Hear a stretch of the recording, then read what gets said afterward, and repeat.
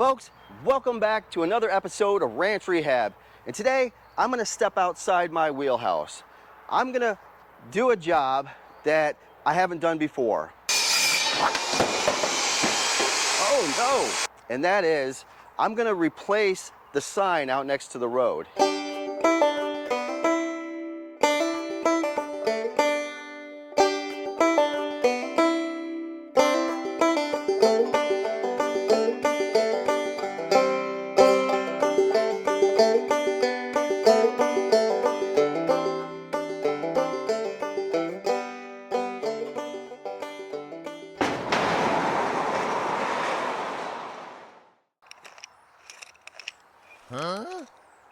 Oh, sorry. First things first, I need to take the trusty tape measure down to the end of the drive and measure how big those signs are.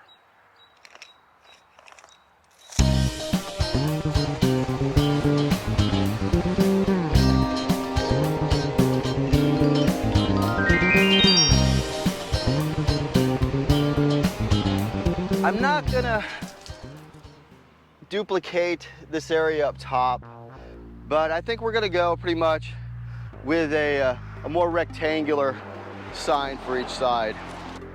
That's exactly 4 foot across. What this sign is attached to are some 2x4s. And the 2x4 runs the top to bottom, you're looking at about 26 inches. And then what I'm gonna do is I'm gonna remove this sign. It's got some screws, and then take the new sign and screw it back on those 2x4s.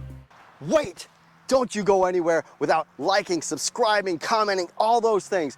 Me and Jenny definitely appreciate it, and we appreciate you. With that being said, back to the video. So by upgrading the signage, that was a really great idea by Jenny, because for one thing, it increases your curb appeal. And the fact that this is a business, there's AirBnb here, Wildfire Ranch Retreat, it needs to be nice. It needs to be inviting. It needs to be a destination that people want to go to. With that being said, it needs to look right, right? And one of the most economical things you can do is maybe paint your signage if you have signage by the road, or plant some flowers. There's a lot of different things that you can do. What's making this kind of inexpensive for us is that I'm using some of the old wood that we have in the workshop. By utilizing what we have to do what we need to do, we can save a ton of money. So first things first, I need a piece of wood for the sign. I found this one yesterday, and it's relatively thin. I think it's about, let's measure it. I'll do something out of the ordinary, something strange, something odd, something peculiar. I'll actually do things right. So this is 1/4 of an inch, 1/4 of an inch. So that's relatively thin, folks. As you can see right here, it's like very thin, super thin. And let's see on the other side if we have the same issue. Of course, we have the same issue. What I'll do is I'll cut this end and this end on the table saw. Let me remind you all, I'm not an expert on this equipment. I barely know how to use it. With that being said, let's get to it. Make sure you always wear your safety glasses. Very important. For this job, I'm going gloveless.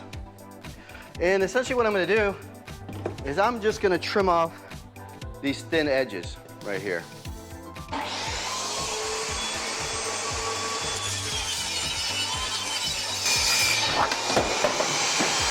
Oh no! It's relatively straight. It looks decent. Again, I guarantee that wasn't the way it was supposed to go, folks.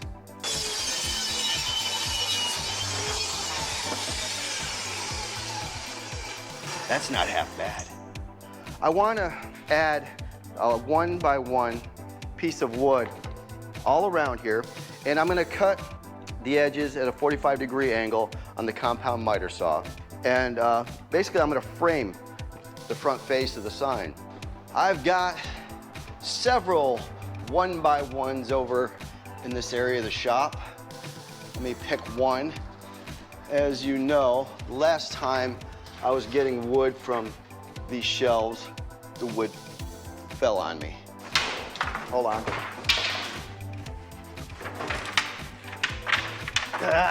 So the next step in the process is to measure out that board, the height of it is just a tick over 26 inches. So your experts in the field always say, measure twice, cut once. I'm not sure how many times I measure because I'm slightly lightheaded and dizzy because of how hot it is in here. Hydrate and live. Before I cut my 45-degree angle into each end of this, I want to make sure the length of it is correct. Okay, that's to that end. Let's flip it over here. Perfection. I don't have to use a tape measure to measure out the length of my next cut. I think that's going to make it right there. All right. Let's see how good we did. Look at that. Look how close that is, people. Let me just give this a little trim. I was close. Don't judge me.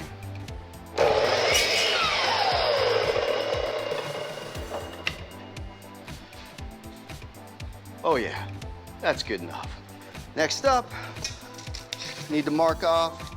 Again, you probably shouldn't do it like this because you put your hand in here, all of a sudden it turns on magically and cuts your arm off.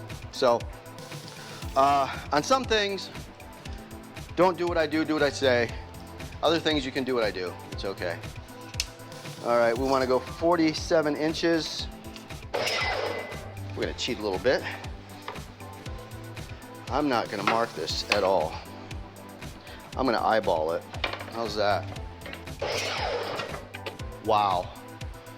Apparently eyeballing is better than measuring. All right, next, I need to make the 45-degree angle cuts.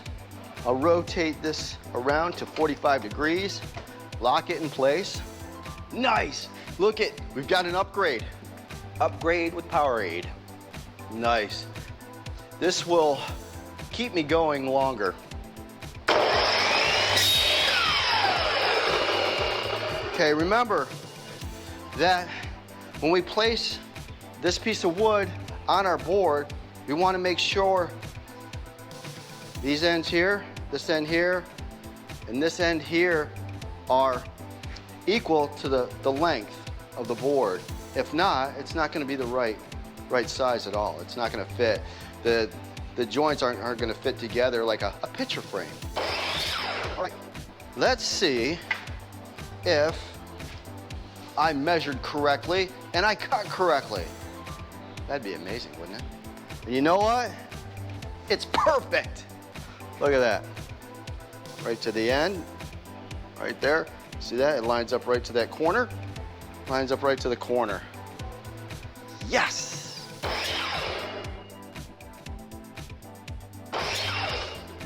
Nope. That ain't right, folks. And I'm not gonna use a piece of wood that's not right. Okay, let's try this again, and let's do it right. We don't want to waste wood. That's a little bit longer than 47. That was the problem. So when I improvised on the table saw, oh no! I cut this piece of wood a little bit crooked. I'm just gonna have to make up for it. 47 1/4. Let's try that and see how close we get. All right, let's see now. This board is slightly warped, just a hair.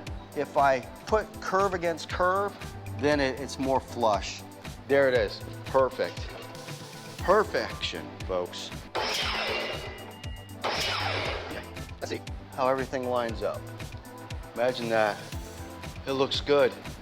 All right, so now I need to cut the shorter pieces, the end pieces. Once again, 45-degree angle. Okay, that's gonna fit pretty well. Not bad. That's not bad.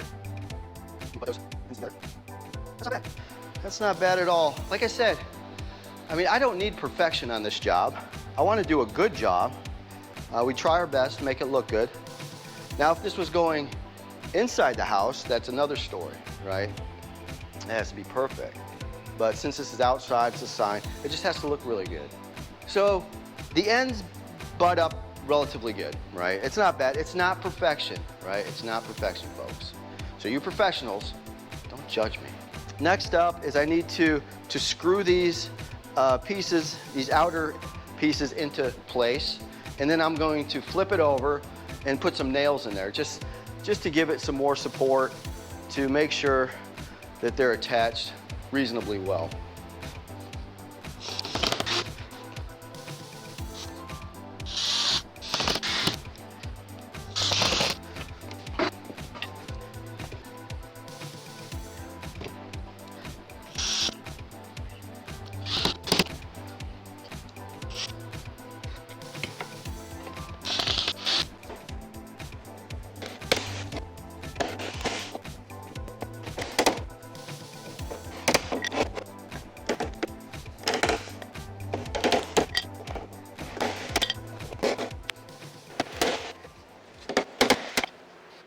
Folks, this concludes this portion of the video. And if I must say so myself, I mean, this side didn't come out that bad, did it? Check it out. Those 1x1 pieces of wood, framing it out, looks kind of neat, right? It's relatively sturdy. I mean, for a 1/4-inch wood, I think it'll do the trick. I think it'll be just fine out there in the elements. Next thing I need to do is hand this off to Jenny, let her put a couple coats of paint on it, and then once she's done with that, we'll pull down the old signage, put the new signage up. So with that being said, you know the drill, and I know the drill too. It's time to clean the workshop, folks. See you later.